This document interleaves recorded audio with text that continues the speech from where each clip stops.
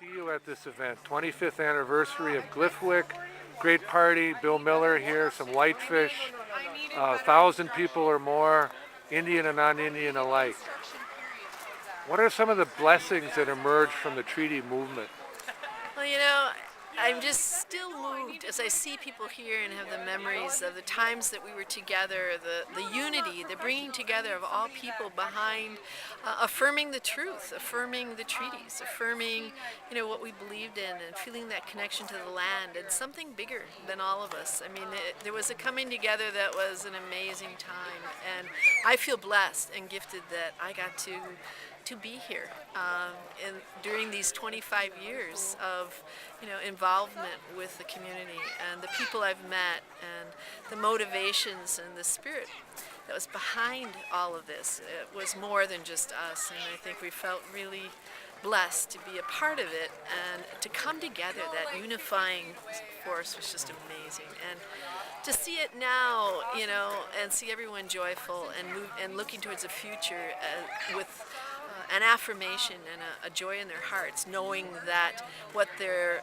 ancestors and what their grandfathers told them was true, and knowing that truth and feeling that is something that we still feel today, and are reminded of all those people who did their part to bring that forward into the present, into the future for future generations. So here we are. The work, the enduring ways of the Lac du Flambeau people.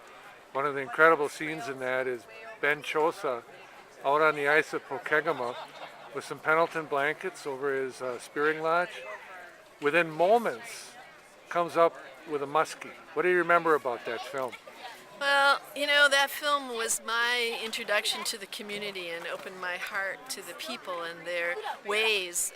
And Ben Chosa was a dear, dear friend. And at the whole time we were filming that sequence, we had rangers watching us and trying to set up actually the sale of a fish so that they could arrest Ben. So when he put his tobacco out and gave thanks and he got his fish, that was meant to be. It was part of a beautiful gift that we could see his connection to the spirit of that fish. And he was very grateful, and it was meant to be. And we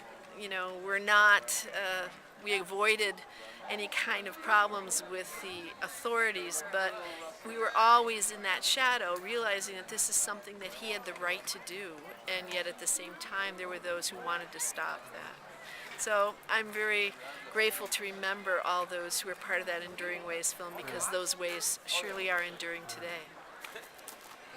We walked and ran on a run for Sandy Lake, commemorating the Chippewa Death March from 1850. And you were a visionary on that. What do you remember about Sandy Lake?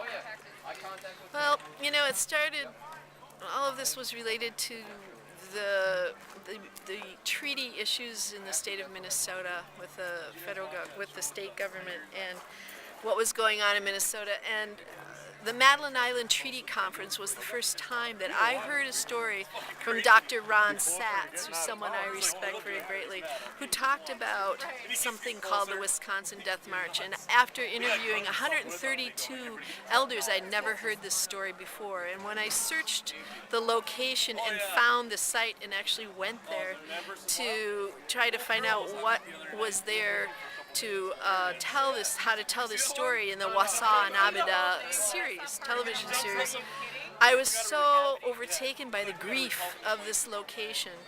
And it turned out that there was a lot of issue between the state of Minnesota and the tribes about Sandy Lake and whether or not the tribes had been removed in 1850. And when so many people had died there in a very unfortunate set of circumstances, and nothing had ever been done about it. Nothing had ever been healed in that place. And I was so struck and overtaken by grief in that location that I felt something needed to be done, that we needed to remember them. And I was going to do that, at least in the film, but even more. And I was at the Mille Lacs Band, State of the Band address when Marge Anderson said, "We have done everything we can possibly do to line up all the help of our ancestors for the winning of this case, and we hope that this will succeed." And I just felt so struck by the sadness of Sandy Lake that hadn't been done. And I went to Jim Schlender and I offered him tobacco and I asked him if he would consider this situation and that story and that place. And he looked at me and I saw sort of a light bulb go on and he realized this was important. And then from there, they went on to do ceremony there and to honor that place and those people that had lost their lives there, and especially the people that returned. Over 4,500 people made the walk back and returned, determined to never leave their land.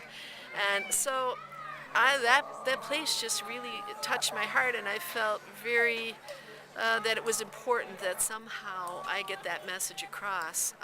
And it was really one of the most moving experiences I've had with how responsive and immediate people took it upon themselves to really go there and say, "We remember you," and thank you to the spirits. It was from there, very soon after, that they did win the case, and I feel that was a part of that, and that was a part of the healing of all the people, and it goes on to today.